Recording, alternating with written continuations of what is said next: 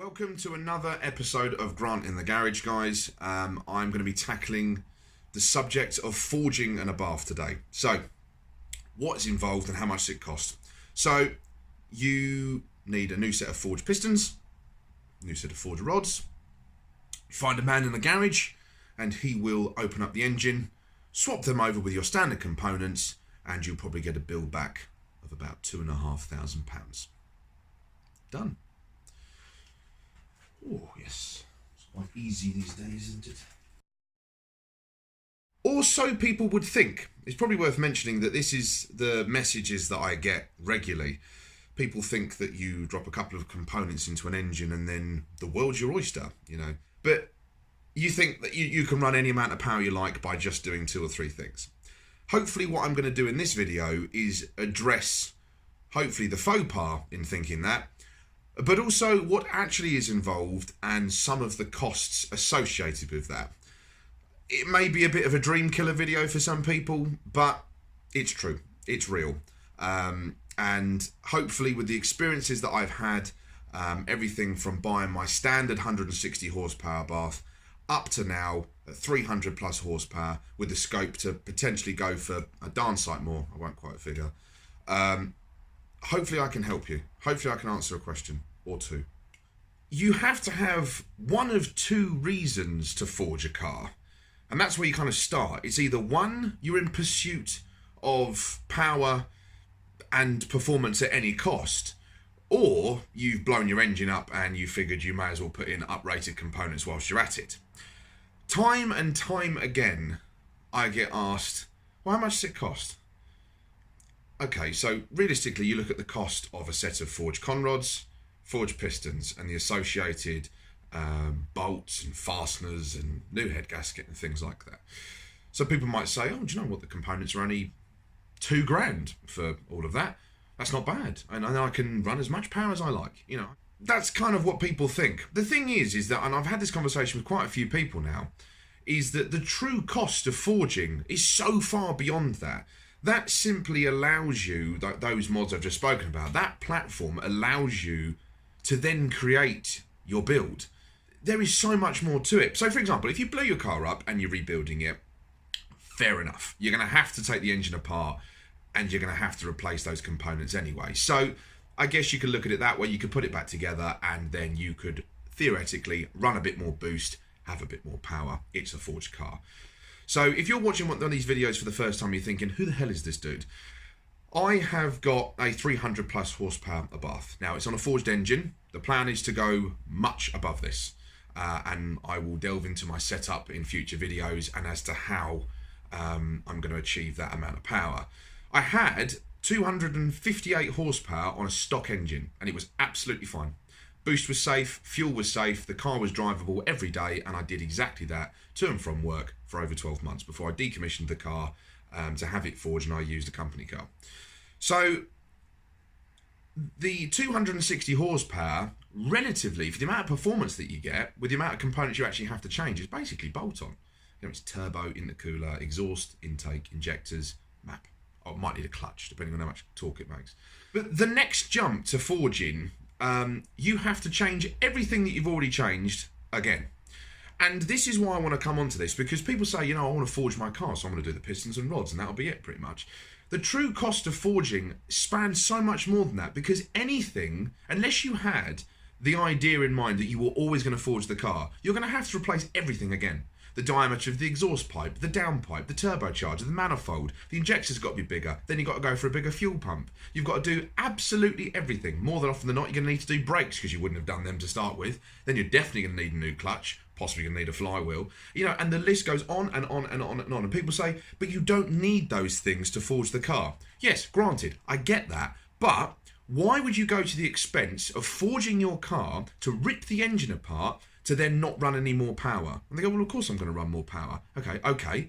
But if that's the case, to run more power, you need to uprate all the components. So if you can kind of see where I'm getting, that forging a car has one cost, and that is the cost of the components that make the engine stronger. To actually make use of that forged engine, you have to spend thousands on everything else. So the reason that I forged my car was because my car, in my eyes, was getting a little bit long in the tooth. It'd done 64,000 miles. It had 258 horsepower on tap. The cars were relatively unknown, and I was contemplating selling it. And I thought, well, no one's going to really want to buy a car that, in their eyes, is already past the limit of the stock block, because the stock block limits were not accepted by that point, despite the fact we knew it was fine. They're not going to want to buy it with 63,000 miles on the clock and 260 horsepower. This is going to be unsellable. So I thought, well, what I'll do is, you know, if I forge the car and I guess I had a little bit more power, or at least the potential to it, that might keep me interested. But failing that, if I didn't want to turn the car up, if I didn't want to change any of the setup, forge the car, refresh the engine, as far as anybody's concerned, they might be willing to purchase the car. 260 horsepower with a fresh engine. Different now. I began a forged build when they'd only really completed a few of them over in Italy, and they had mixed results, and what turbocharger was best, and all this sort of stuff. And to be fair with you, I gave my money and time and attention to the wrong company. That company, which I'm more than happy to announce, is Pro Alpha. Pro Alpha used to be one of the most prestigious Abarth tuners in the UK. They were the go-to people for it. However, you would probably argue that the reason you went to them actually was nothing to do with them, full stop. They used a company called Tune for Performance, who has mapped my car through all of its stages, and he's the guy that works the magic. You know, we've got to do is bolt and exhaust intercooler and things like that on, and they poorly executed that at the best of times. You know, oh, there's 4 bolts required there, but I'll put in 3 because I've dropped one and I can't be bothered to pick it up. That was the sort of mentality that we're dealing with. So imagine what happened when they broke open my block and then attempted to change internals. Yeah, you can see where this goes. There's a lot more to this story, and it's a story that lasts about 2 years, both in what happened to me and 2 years to explain. So I'll save you that one. But basically, it's resulted in having 2 rebuilds. The last rebuild was completed by another company, and it is all hunky-dory now. That was a little side note, and I thought I would just be plain and simple and tell you what the costs in doing so are. So if you're looking at a set of forged pistons and rods, you are probably looking somewhere in the region of £1,500. By taking the head and the cam box off the block, you have got to change the head gasket. If you're going to run more power, you're going to have to run more boost. By running more boost, you need a thicker head gasket. So you have to spend out on a thicker head gasket. It's going to be anywhere between £50 and £100, depending on which one you use. Abarths can be known for head lift if you put too much boost through them, as can many engines. It doesn't mean they're unreliable, it just means there are limits to what they can do. So you have to put Arp head studs in there. So Arp head studs are circa £300. Arp head studs aren't produced in the right length. So you have to modify the cam box, therefore more labour to make them fit. Then in terms of pumps, you've got to look at the fuel pump. But the fuel pump doesn't fit in the standard casing, because you go for a Walbra 255, which is about £85. It lures you in. Oh, I have one of those. That will give me the fueling that I need. You can't fit it in the casing, so you have to have the casing modified to the cost of totally probably about £300. Then you have to make sure you upgrade your injectors, if you don't have that with the kit that you're going for. So injectors could be anywhere between 150 and 500 quid, depending on how much fuel you need. And that's just the foundations of the engine. When you look at an engine, if you think the target goal for these Abarths is that the term that's banded around so often is 300 horsepower. I know in this day and age it doesn't sound like a lot because you get that standard from a Golf R, but we're still referring to a car that's barely a 1.4 turbo engine. So 300 horsepower is a lot pro rata, especially when you think about how much they weigh.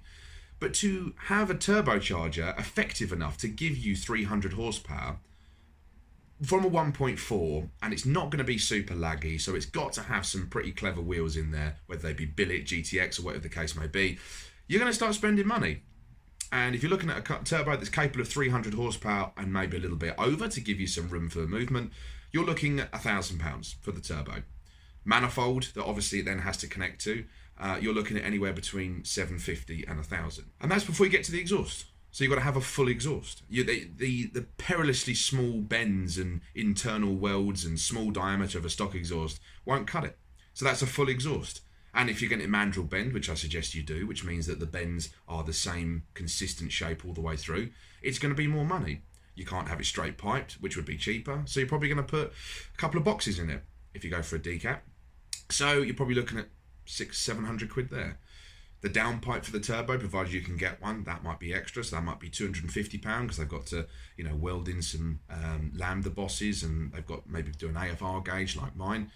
And then you've got the intercooler. So the intercooler, there are various ones available. You're looking at anywhere between £400 and £600. So, I mean, I'm throwing around some pretty big numbers and I'm being quite blasé about it. It's not because I'm sitting here in a big pile of money. You know, offset is where I keep my cash. All it is just that I've been around this thing for so sort of long. I've kind of done it over the course of years, and I've sort of grimaced every time I've had to buy something. But that's the reality of doing it. There's no point forging a car and I say, unless you have blown the car up. But there is no point in forging the car to just then try and turn what you've got up, because it's diminishing gains. You're going to say, for example, 260 horsepower on a stock block. The next logical gain is going to be 300. You know, you're not going to spend £5,000, £6,000, £7,000 in additional extras to then run 10 horsepower more.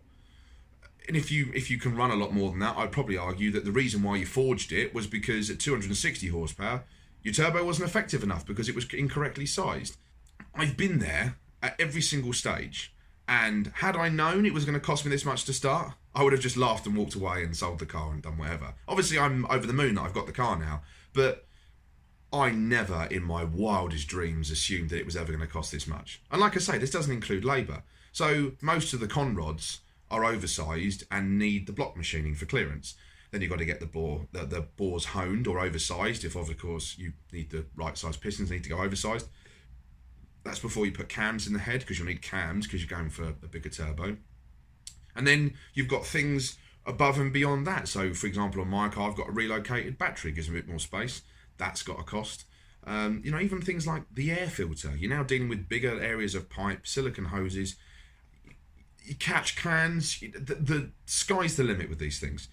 So I think the true cost of forging, if I'm honest with you, say for example, you're sitting here watching this video going, well, just come on, tell me a price. Tell me a price. To get 260 horsepower, labour, parts, etc., everything, you're probably looking at £5 grand, £4 grand, if you're thinking about suspension and brakes, which I strongly suggest you do. If you then wanted to go from that to an effective 300 horsepower, labour included, you're probably looking at another 7 to 8. And I know that sort of stings, but that is the total cost in doing so. I needed that something to keep me on my toes. You know, I had 260 horsepower, and it got to the point where it became like breathing. It was second nature driving it. And for any person out there who's watching this and they go, yep, I've been there, what's the next thing you do? You turn it up, or you sell the car and get something faster. And in this instance, I tried to sell it and ended up turning mine up. So I figured if I'm going to do it, I'm going to do it properly now. So that is where I'm at. Hopefully this has been helpful.